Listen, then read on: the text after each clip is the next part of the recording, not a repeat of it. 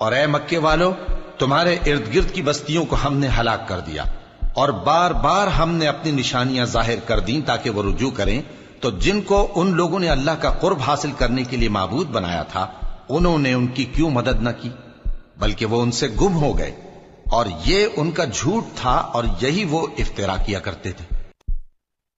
کہو کہ اگر تم جانتے ہو تو بتاؤ کہ زمین اور جو کچھ زمین میں ہے سب کس کا مال ہے؟ جھٹ بول اٹھیں گے کہ اللہ کا۔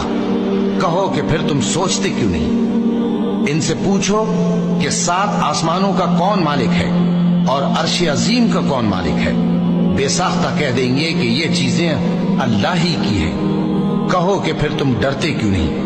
کہو کہ اگر تم جانتے ہو تو بتاؤ کہ وہ کون ہے جس کے ہاتھ میں ہر چیز کی بادشاہی ہے اور وہ پناہ دیتا ہے اور اس کے مقابل کوئی کسی کو پناہ نہیں دے سکتا؟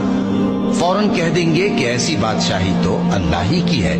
اے ایمان والو، شراب اور جوا اور بت اور پانسے، یہ سب ناپاک کام اعمال شیطان سے ہیں، سو ان سے بچتے رہنا تاکہ تم کامیاب ہو جاؤ۔ شیطان تو یہ چاہتا ہے کہ شراب اور جوئے کے سبب تمہارے آپس میں دشمنی اور رنجش ڈلوا دے اور تمہیں اللہ کی یاد سے اور نماز سے روک دے۔ تو کیا تم لوگ ان کاموں سے باز آؤ گے؟ اور اللہ کی فرما برداری اور رسول کی اطاعت کرتے رہو اور ڈرتے رہو۔ اب اگر منہ پھیرو گے تو جان رکھو کہ ہمارے پیغمبر کے ذمے تو صرف پیغام کا کھول کر پہنچا دینا ہے۔